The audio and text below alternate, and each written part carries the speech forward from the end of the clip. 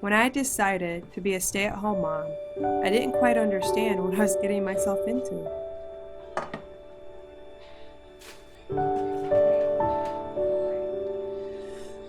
For the past 10 years, I have read all the books, subscribed to all the blogs, and downloaded all the apps to help me hone in on the very best homemaking skills that would benefit myself and my growing family. Yet, the years rolled by and my skills just didn't seem to come naturally to me. So the excuses started to roll off my tongue as I tried to deceive myself into believing there was no hope.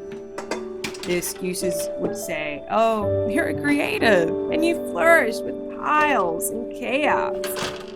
Or, "You were not created to be a homemaker. You weren't trained or brought up with the skill set to keep a home."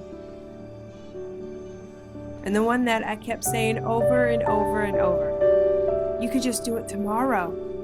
And tomorrow would come and I would just say it again. But you see, tomorrow I will be 35.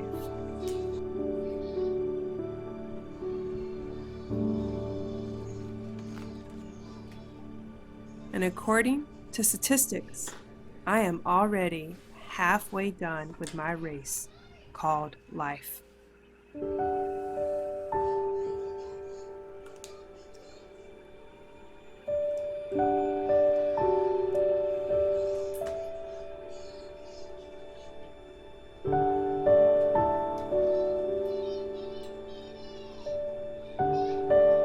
My word for 2020 is growth. And since my faith is rooted in the hope of my Lord and Savior, Jesus Christ, I know there is opportunity for growth in the area of biblical homemaking. For me to grow big and strong in this skill set, I've got to let go of all the things that are weighing me down. And personally, this means that I have got to let go of the lies in my heart that are deceiving me. To pursue biblical homemaking, my heart has to be rooted in God, which is why I am turning to His Word for help and guidance. I'm looking to Him as I pursue growth in my life, as a child of God, as a wife, and as a mother. This particular Bible was gifted to me in college in 2003. The pages are worn and the spine is broken in multiple places. It's to protect it from falling apart. And so now it lives in a book cover. You see, the same is true for me. I have tried to protect myself from shame, from failure, and my own weaknesses with excuses that have only held me back from pursuing the call of motherhood when it comes to managing my home with true self-discipline. And in 17 years, I have read Hebrews 12 so many times that it has multiple highlighter colors and markings to the point that it's faded with time. And yet here I am again in 2020, underlining newfound truths that speak to me today in this new season of life.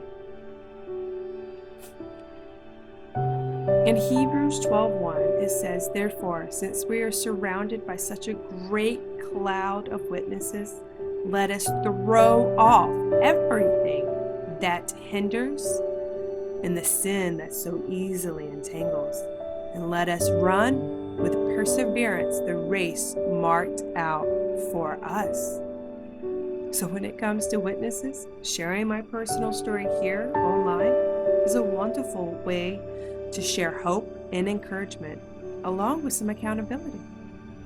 Now, I'm not claiming that I know what I'm doing and I've got it all figured out, but my heart desires to serve you through this medium.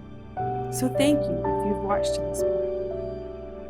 Now, the part of the verse that convicts my heart is how we are to throw off everything that hinders and the sin that entangles. And for me, it's the pressure to please others, comparison, and feelings of unworthiness, which are all ways that the enemy tries to make me stumble by not trusting the Lord, who created me for just this time.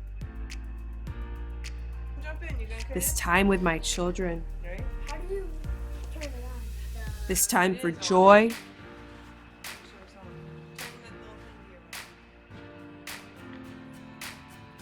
I want to run this race that has already been marked with such determination that my children will never doubt what I'm running for. They see that my eyes are fixed on Jesus and that I live to serve Him and them. Who's that?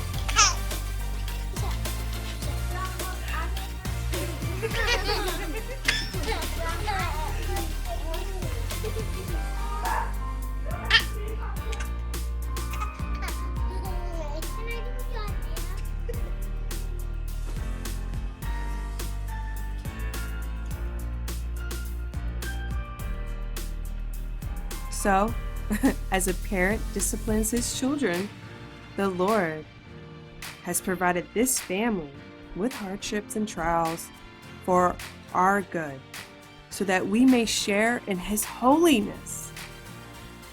And though the last 10 years have not always been pleasant, it has now produced a harvest of righteousness and peace. Does this mean that my home will finally come up together? That I will not struggle with chaos or clutter or dirty dishes? That it will finally be picture perfect?